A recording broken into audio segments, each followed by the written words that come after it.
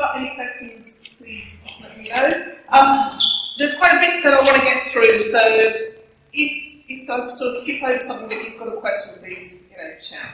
So, as John says, my name's Alyssa. I'm an executive menopause mindset and leadership coach, and I mainly work with organisations to train their managers and workforce about menopause, because it's something I'm very passionate about. It's something that affected me in my career, and to the point that I was an operating theatre manager, been juggling a whole heap of stuff, and suddenly couldn't cope and walked out of my job and became one of the 25% of women that leave their jobs. So when you see any statistics, they're real, they're true, and they actually do affect people. So let me just work out technology. I've got some notes because I've been having really bad brain fog day today, so forgive me. But what we want to go through today is talking about nutrition and food in a big life, and how stress hormones and menopause all sort of combine and be affected. Looking at the liver and gut health and wellness and how that can affect us. Introduction to phytoestrogens. I'm not sure if anyone has come across those. The lovely midlife weight gain and management. What does nutrition look like and a menopause friendly diet? So as I say, lots to get through, so I'm trying to condense it down to an hour. But I just want to start off with what's actually happening, what is menopause. When I did the first session here, it was a real menopause awareness, and I think one of the first questions somebody asked is, what does menopause actually mean? Because there's men in it, and everyone's going, but it's actually meno, which is the monthly cycle, and pause, which is cease, so it's ceasing your monthly cycle. So essentially, the menopause is when our reproduction cycle ends. But unfortunately, it's never quite that simple. We can have that lead up of, my brain is very working, perimenopause, sorry John, thank you, which can actually last up to 10 years. And what's happening there is our hormone levels are fluctuating. And it's not a nice little straight line, it's literally yo-yoing up and down, which is why we get a fluctuation of symptoms. But it's not just the hormones that are affecting us, we have to look at the whole body, and that's where the liver and gut health come in. And actually, nutrients feed our hormones to make them work, so obviously if we're low in nutrients, our hormones are going to be affected. And stress, it is one of the biggest affectors of all things. So obviously, stress, the cortisol is a stress hormone, and it was designed as that fight or flight scenario. So it was meant to be short, sharp, get out of there, stay alive. We live in such a stressful environment now. We've got that cortisol running all the time, and that's really starts to unbalance the rest of our hormones and nutrients and body health, etc. So balancing hormones. Obviously there's hormones, but there's all these external factors that can affect it as well. And these are the four top things that really, really affect us. But stress particularly is something in the modern age that I get asked quite a bit, well, why is menopause such a big issue now? Why didn't we talk about it 50 years ago, etc. And there's a couple of reasons. One, our life is much more stressful in a consistent way. We've got phones that never stop, we've got Zoom calls, we've got an expectation that we're always available, whereas in the past, once you shut the front door, you were sort of in your bubble. Women also probably didn't work as long or as much as they do now, so they were more stay at home. If they did work, it was part-time. The pension age has moved forward, so we're working longer, we're working harder, and we've got that little perfect storm that menopausal women between the ages of about 45 and 54 are the fastest growing demographic in the working world, but they're also the ones going through the biggest impact of menopause. So that's one of the reasons that we didn't talk about menopause the way we do now, but that's where stress has such a big issue. And we know diet, environment, lifestyle all has an impact as well. So any thoughts about that? Has anyone sort of thought ever thought, why are we talking about it now more than we have in the past? Or? I think people don't realise how early it starts. Absolutely. And I had a conversation with a colleague the other day, and she went, "Oh, you need water." It's like, yeah. And this is the problem. We get no education. That was my situation. I was early 40s. I had been managing a very big job for a very long time. Juggling lots of balls. Neither my GP, my HR, my occupational health, anybody, nobody at any time mentioned menopause to me. It was, here's some antidepressants, here's a CBT counsellor, We're not educated in ourselves, so, it is really difficult. But I speak to women in their 30s who are already transitioning through menopause. And it doesn't just affect the person, it affects everyone around them. So, yes, it is a big issue. But just moving on to the lovely liver. And this is where, sorry. So the liver plays a huge part in our metabolic process. When it's working well and it's doing its job, it is removing all the toxins from our body. But actually, what it's also doing is it's metabolizing fat content of fat hormone, fat nutrients coming into the body, etc. But it was designed when we were eating a balanced, basic diet. And obviously the modern age diet is very different to that. So when we're trying to get it to process a lot more fats and sugars and carbohydrates, the glucose levels start going through the roof. And then that creates fat. But the liver itself, it processes food, hormones, medicine, alcohol, caffeine. So the more we put into it, the more it's working harder. It's also storing many essential nutrients, and it produces bile to aid fat breakdown and help balance the blood sugar levels. So if it's not kept healthy, it's not going to be able to do its job. And the impact of cortisol, the stress hormone, starts to unbalance the way the liver works. So the diet high in fats and proteins that's popular in today's diet isn't helpful for this upper abdominal weight. And I know because I'm still struggling with it, and that is definitely stress related. But in terms of what we should be eating basically something green in every diet, but those whole, healthy, organic types of food. And the gut. Now, I've always heard about the gut and but when I started doing a lot more research and study, particularly for the menopause, it was only then that I realised what an impact the gut has.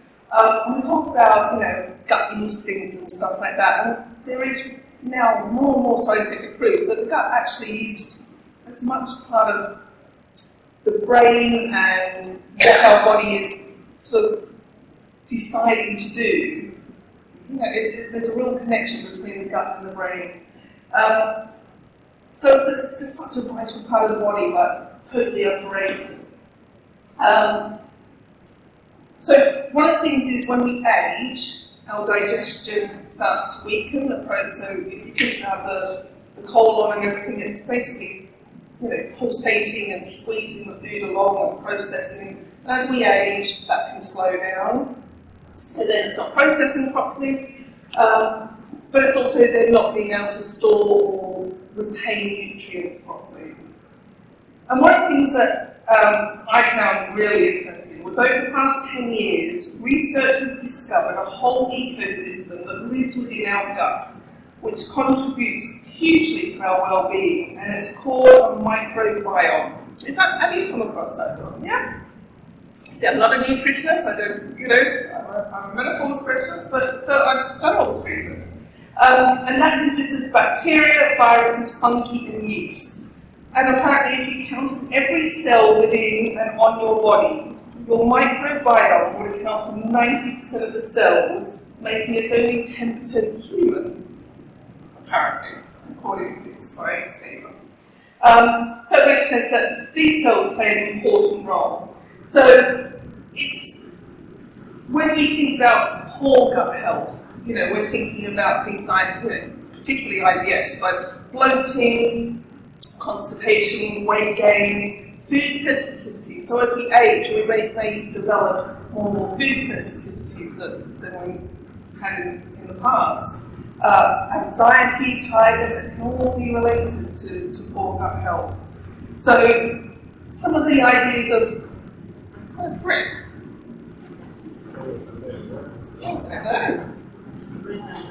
Oh dear.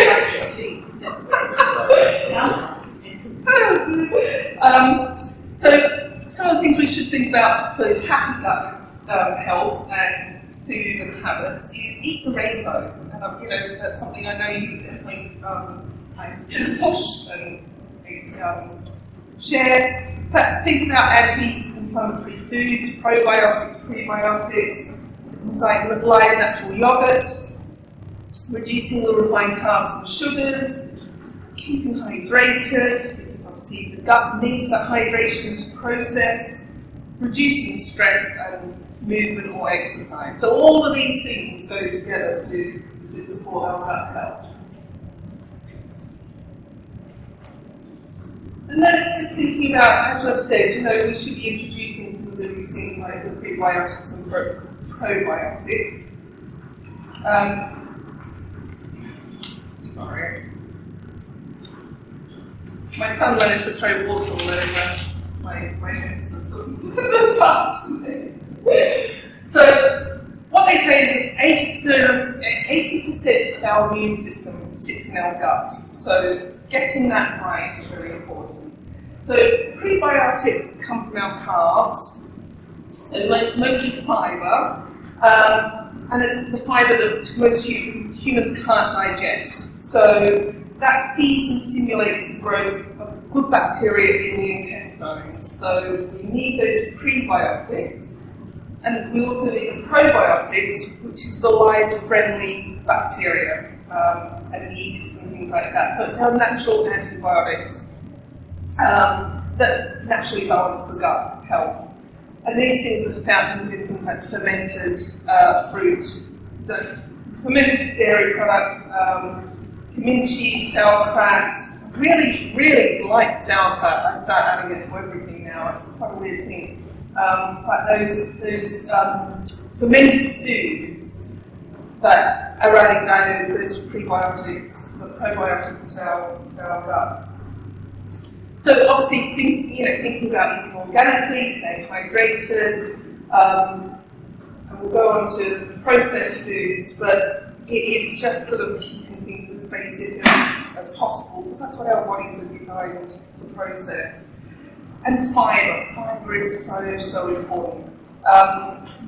And there's two types of fibre. There's soluble fibre, which dissolves in water and can be metabolized by the good bacteria in our gut, and insoluble fibre, which doesn't dissolve in water, but we need that to continue processing everything through that. So it's recommended around 30 grams per person per day for fibre.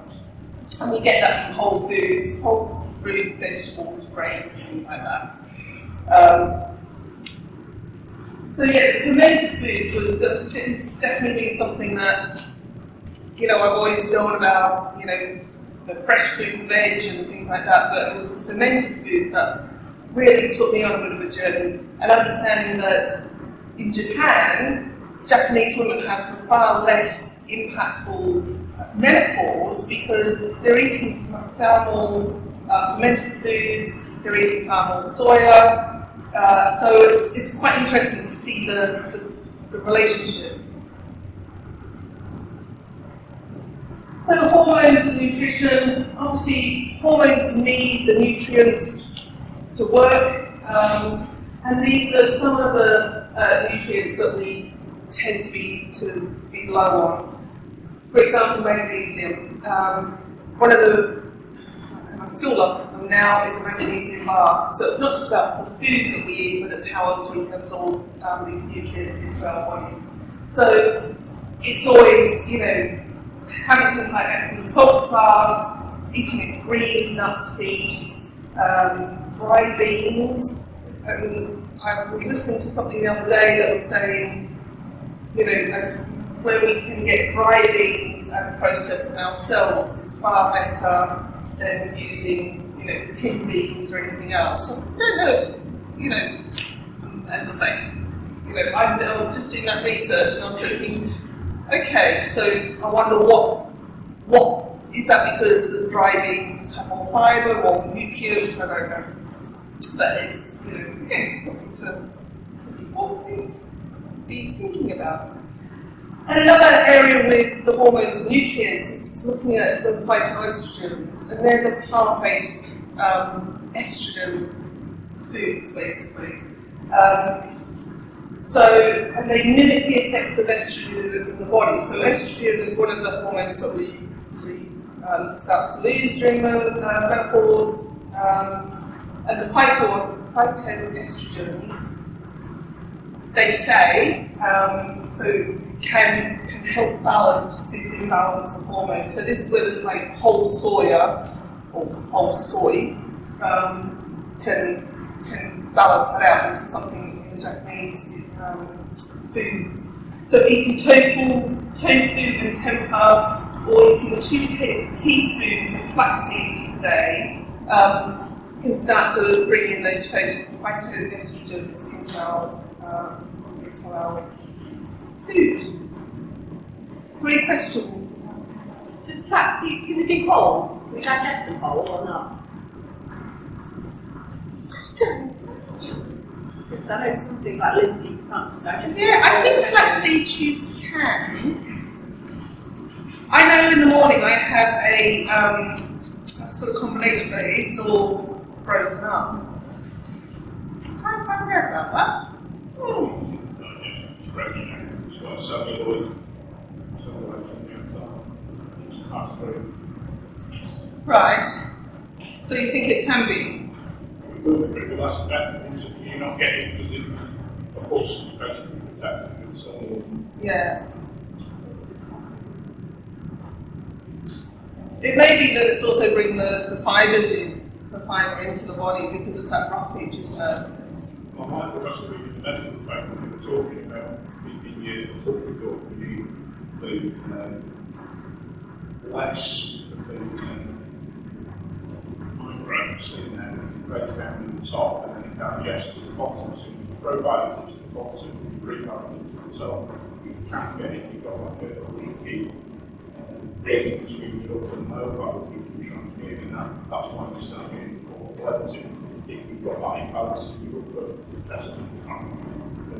Yeah. And that's why the kitchen and pickle stuff kills that.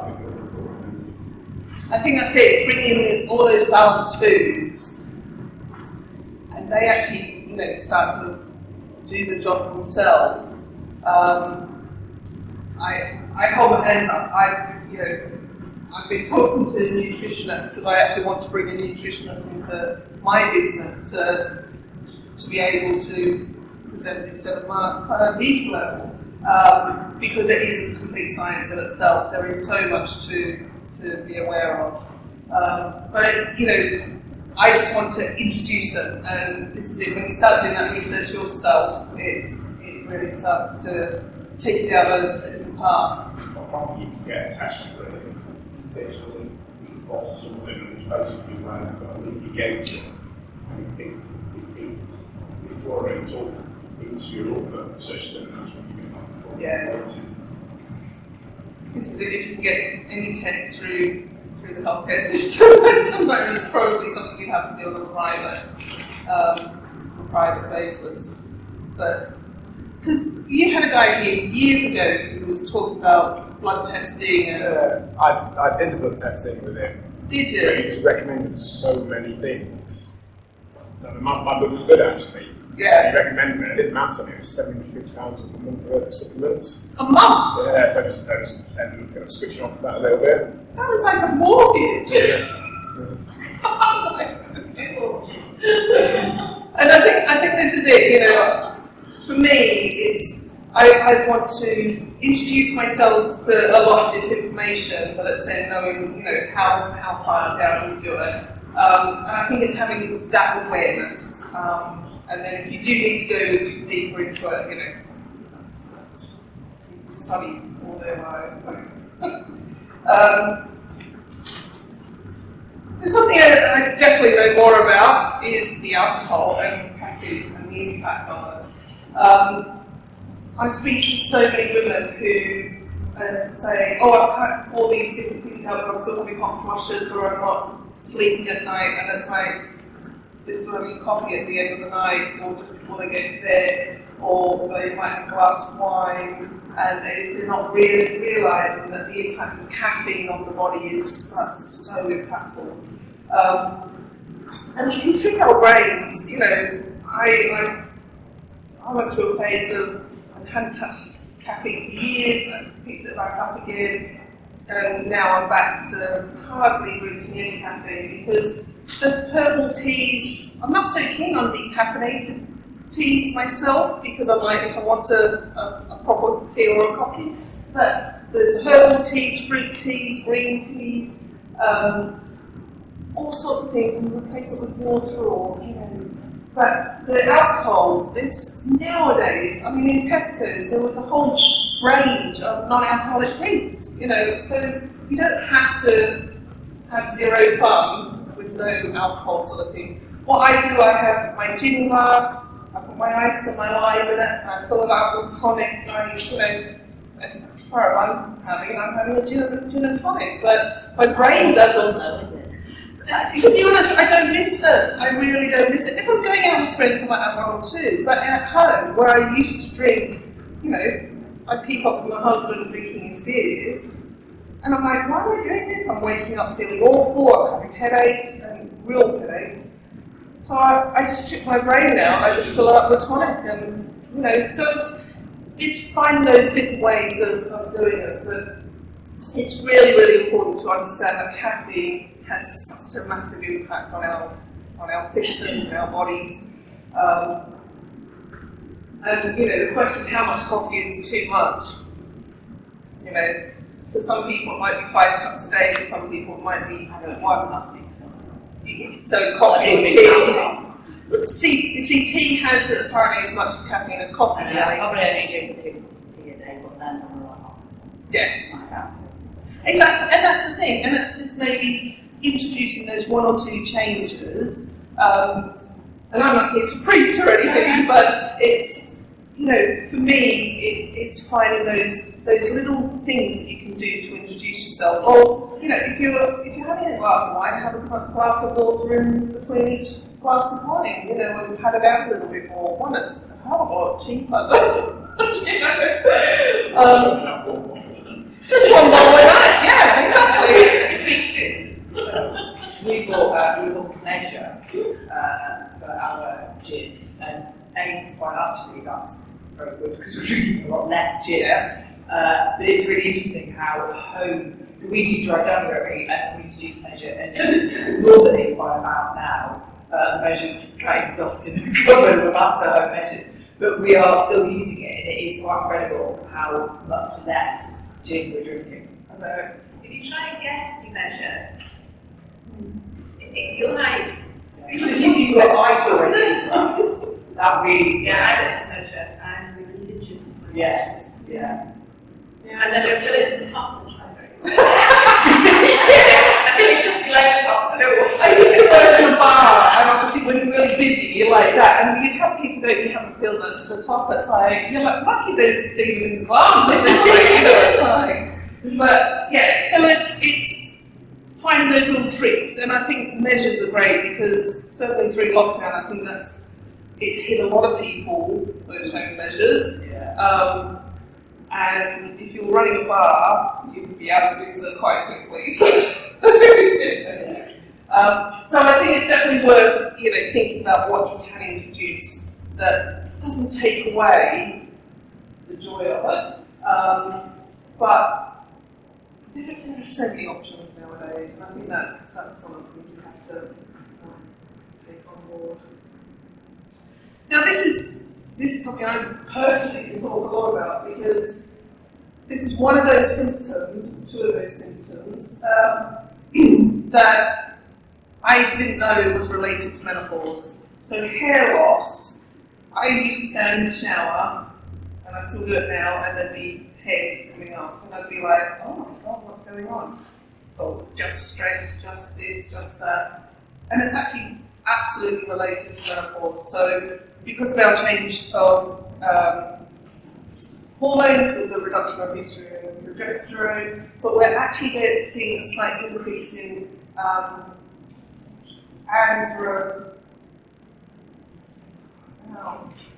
there is something that it comes up with, which is one of the male. Did I write it down?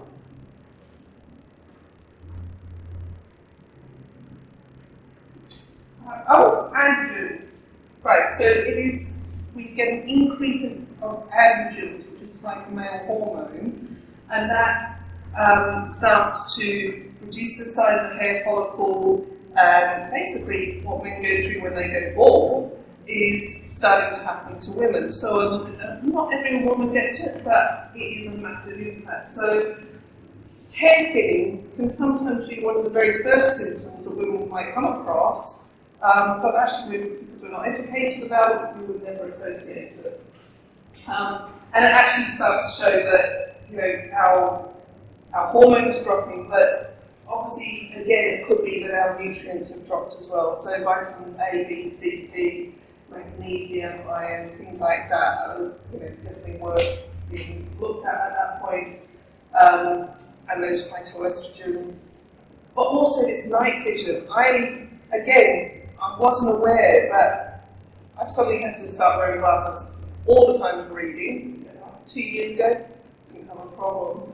But it's been in the past couple of months that night driving, I've been like, oh God, you know, can I actually read that? And again, it's quite frightening. You know, it's something that you're not expecting to change because nobody tells you about it. But it has quite an impact on many women. So again, one of those sort of odd symptoms to be aware of. And joint pain, I'm sure many people can recognise that. But again, it's those change of hormones that are fluctuating. But that hair loss, you know, it really does go in. So this night blindness, it's definitely worth getting checked, having your eyes checked if you're being affected by any change of vision. Because it might not, you know, you can't blame everything on menopause, but it's definitely worth getting that checked. But it is, you know, interesting to be aware that it is one of those symptoms that, you know, if I ask 100 people, you know, to name the symptoms, they wouldn't normally talk about night blindness. And obviously joint pain and muscle pain, you know, so many people that I speak to feel literally like, you know, they're creaking and crunching and goodness knows what. And, you know, I myself thought I was getting arthritis in my fingers.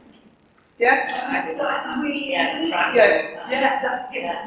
Seriously, like, click. Yeah, I wake up in the morning and I barely move back. Yeah.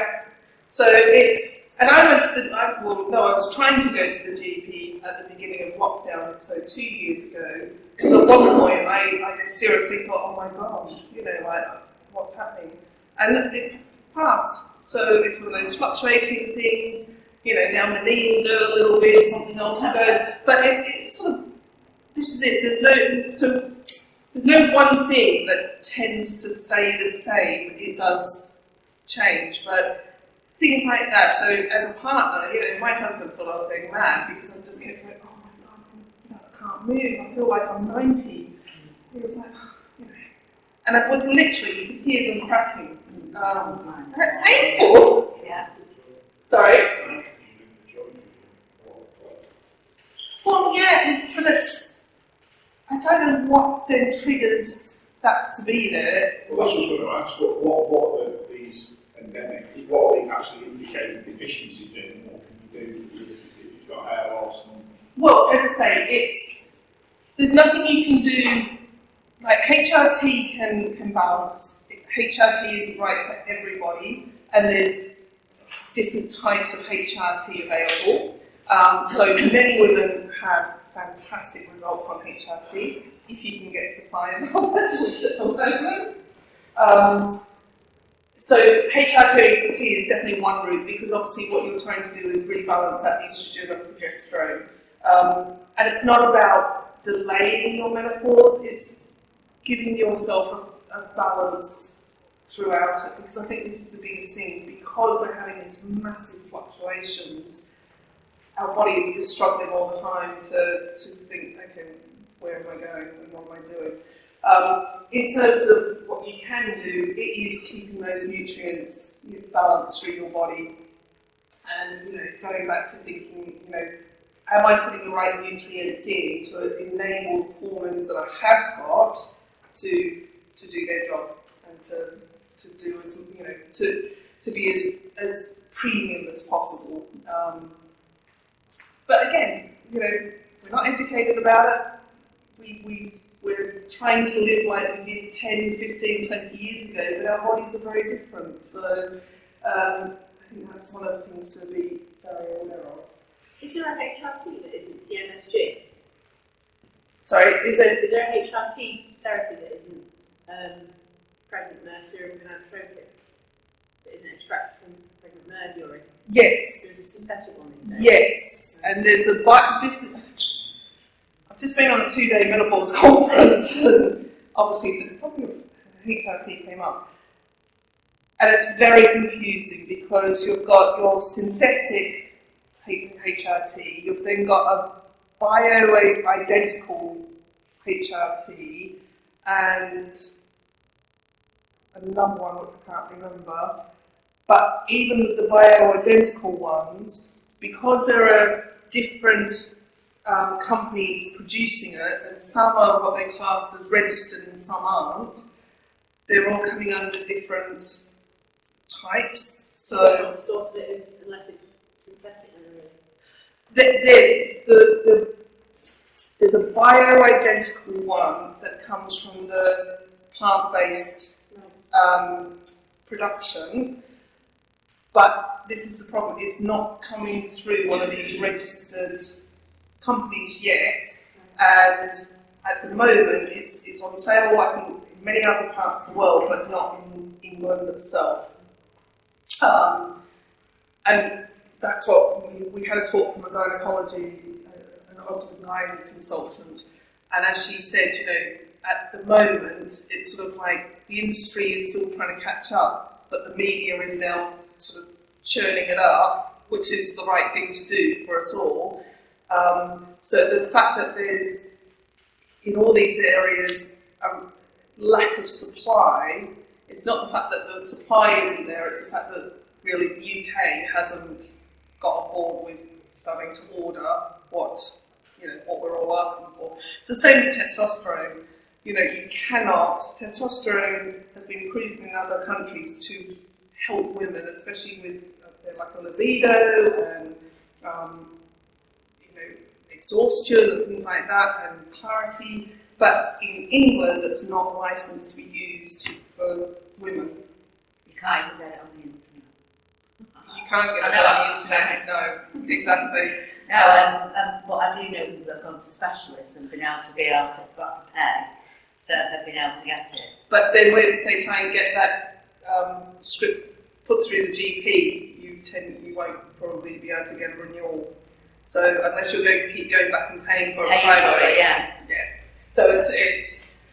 I think there's a all-party parliamentary group currently working through the whole of the women's health and menopause specifically, and they first met in September last year. They put out a few reports. We're hoping by the end of this year that they will actually start to move things forward a lot more. And they've also, I think they have now appointed a minister for menopause basically.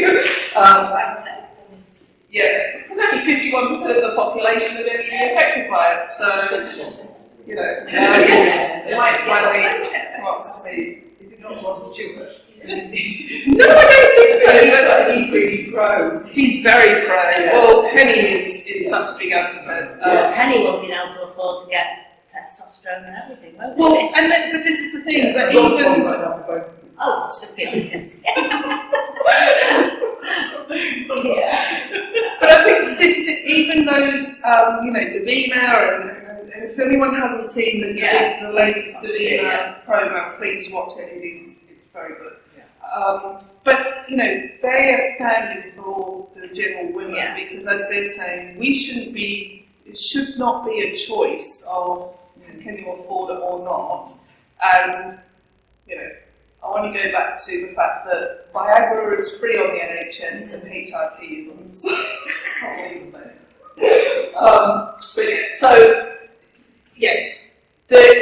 I'm waiting for some papers to come through, but there is a plant-based HRT. Whether you can get it in this country at the moment is probably doubtful. But it's worth asking. It's worth keep going back to your GP and keep knocking on the door, I think, because the more noise that they get, the more... Is there still a bit of a postcode lottery? Yes. Yeah. Massive. What's it like? We used to run a menopause support group, which we're going to try and regroup again. And the majority of people, women that were coming to that, were struggling to get support. They might get HRT or something eventually, but it might be 6-9 months down the line when they've been tested for everything. And I think this is the difficulty, it's like you're being tested for arthritis or this or that. And it's like, actually, no, look at it holistically. But then this goes back to also the fact that so many GPs haven't had any training week, and it's not a mandatory training opportunity. But there is something, if you ever talk to a GP, there's something called 14 Fish, and that's a CPD training opportunity, and it's free, and they can go on, and it's about 6 hours of menopause training. So I just email everyone saying just at least do something like that. But yeah, just jumping on to processed foods, and I always say about this is there's too many.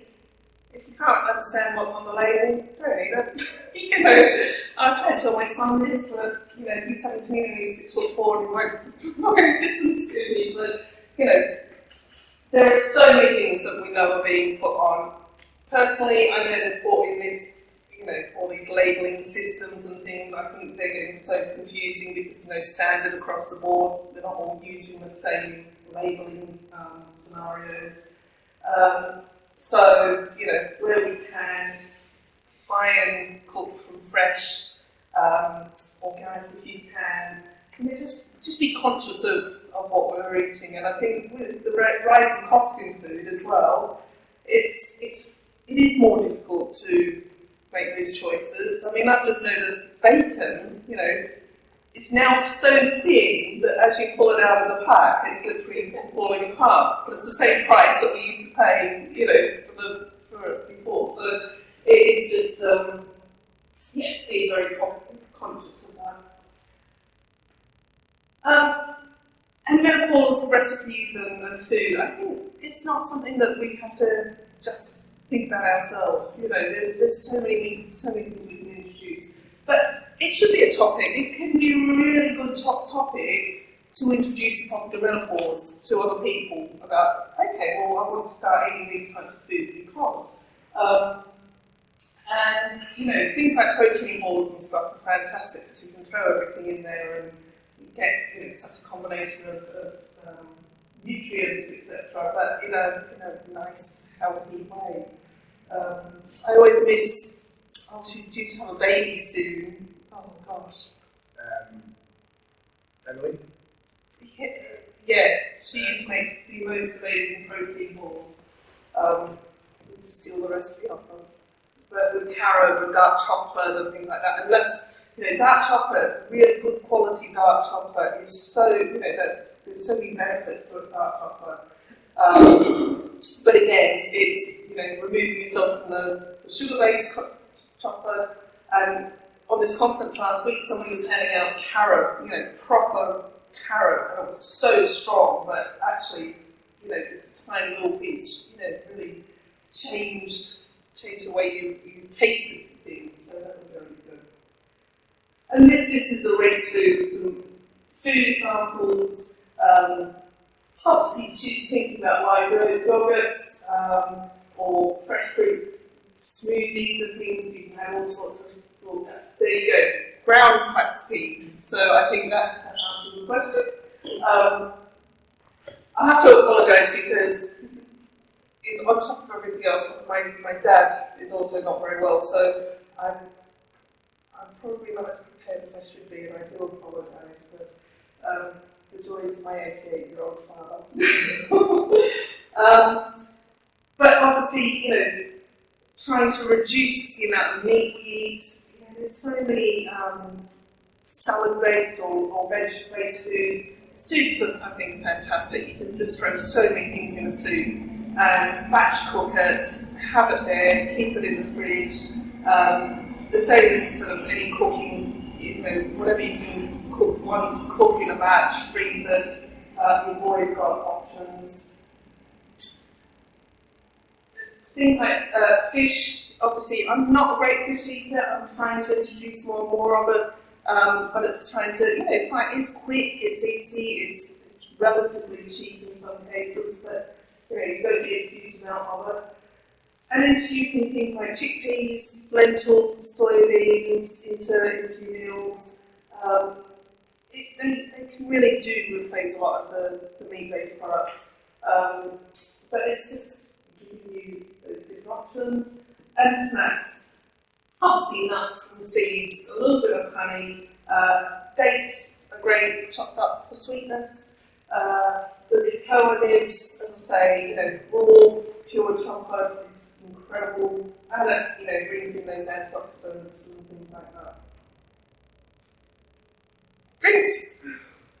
It's tricking your brain. If you were drinking something like that looks great, you're not feeling like you're missing out. So there's so many things you can add to it to, add those flavours and, make it more interesting than just a glass of water. Lots of ice as well, especially as we get through the warmer days. But then this is, also really important that we can't out-supplement ourselves. So we need vitamin D. We should be getting it from the sunshine, etc. Although I'm Australian, and when I first moved to this country, I did question how anyone survives living inside all they do.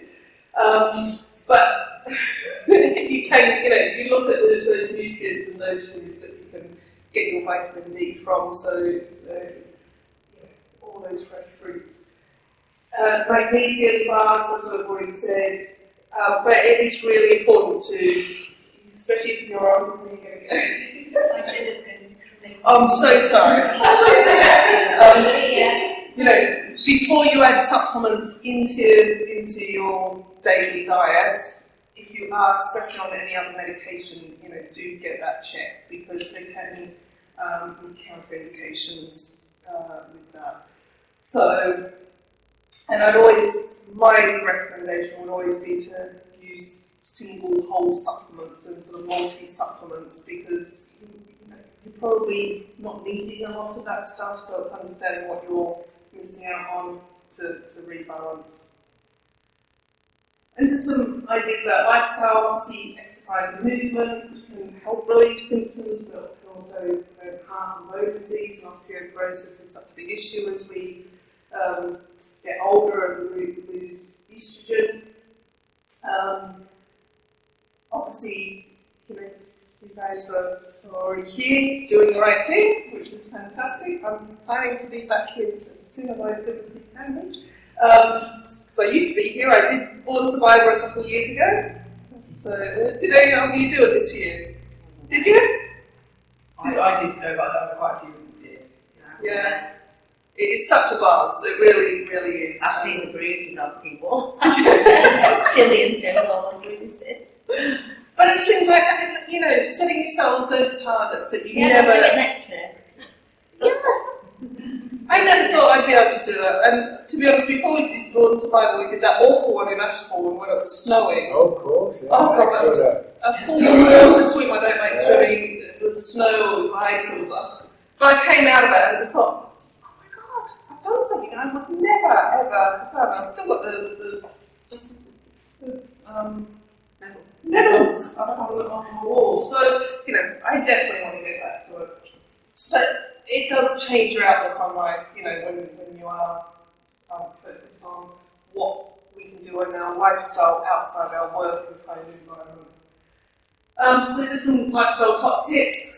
You know, understanding trigger points, remaining calm, because stress, as we know, it can impact on what we eat, it can impact on what our body's doing, it can impact on what we're doing, if we're going to get up and go out and do something, or we just think, no, I want to turn up in the world.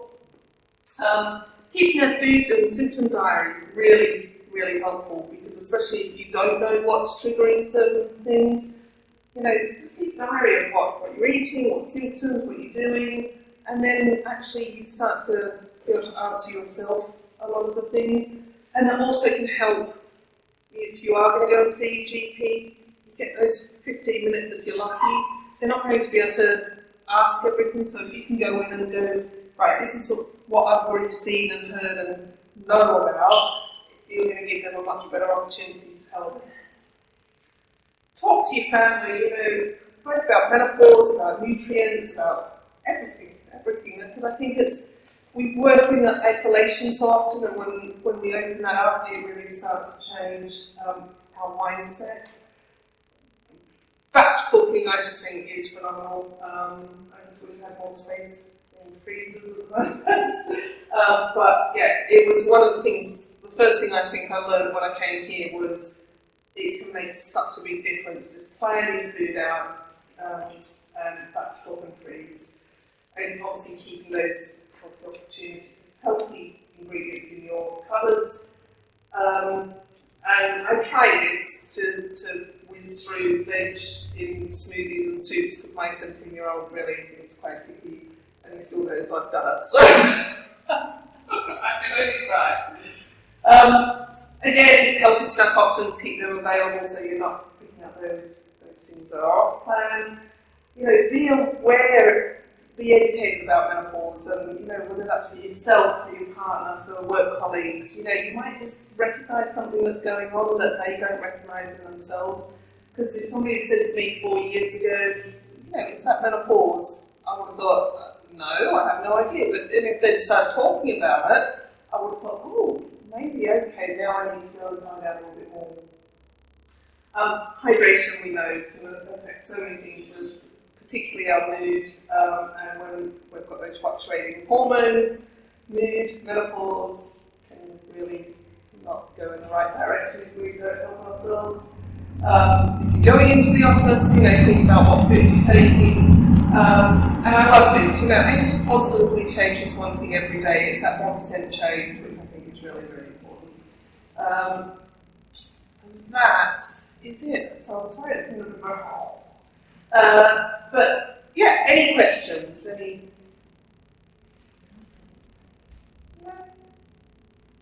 interesting? Anything that would sort of raise any questions in terms of do we want to know more of, or? So, this is probably a stupid question. Is menopause something like, you know, you work your way through, you come to the end of it, and then it's like your life now?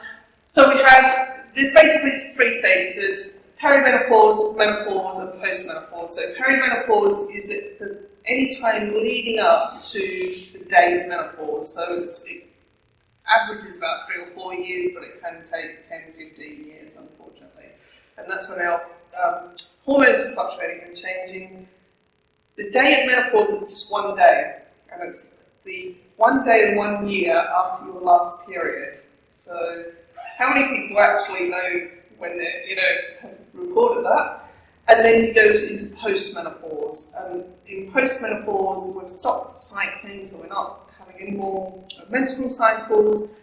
Our hormones have most probably dropped to the lowest that they are, but we're not quite out of the woods, unfortunately, because we can still have multiple symptoms, and it's in those times that you're probably more likely to have things like osteoporosis, heart disease, things like that, because actually then we're living, and we could be living, nowadays we could be living for another 30, 40 years post-menopausal, but with a completely different hormone structure within your body. So this is, when I go into businesses and talk to them about the impact of menopause in business, they're a bit like, oh, well, it's only a couple of years. I'm like, actually, for a woman, it can be a third of her life that it is going to affect her. And in their working life, if we're now working till nearly 70, which is, what's the pension age now? 60-something, 66? So, we can be working for nearly another 20 years during postmenopause. Postmenopause, unfortunately, not quite outwards. But I always say it's a new chapter. It gives us. I take it back to the wise women that it used to be in all the old villages and stuff, and everyone would go and talk. Get the wisdom from those women. And I think it's probably because they've got to that phase that they said it as it was. They'd lost their filter a little bit. They'd seen everything, and they would just like, you know what? I'm going to tell you, and I think that's what we need to now embrace. That those women are the ones that we want to keep in the workforce, keep in our environments and our communities, and not actually think, oh, you're old now, crack on, because we're not. We're many years ahead of ourselves. We did any weeks to GPs after your last session. Chatting about friends at GPs and said, well, what did you do with the woman? Like a women's health specialist. And she actually said when she went through med school, it was literally half a day. And she said that was probably one of the more forward-thinking universities at the time. Yeah. Unfortunately, there's a Freedom of Information Act report that came out, I think it was November last year, and they wrote to all the universities in the country. The majority came back, and only 2 have any mandatory menopause training, and 1 is half a day. And all the others, pardon? I think there's Manchester and there's 1 in the Cambridge Oxford scenario that does it, which is probably half a day or 2. It's like 20-25% of the workload.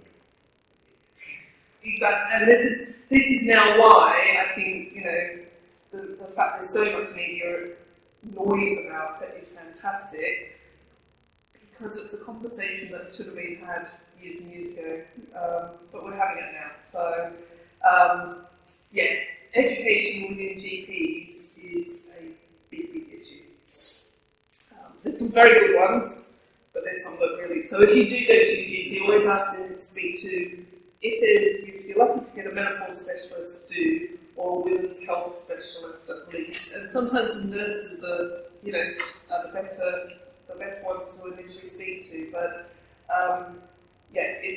we assume that GPs know everything about everything, and they don't.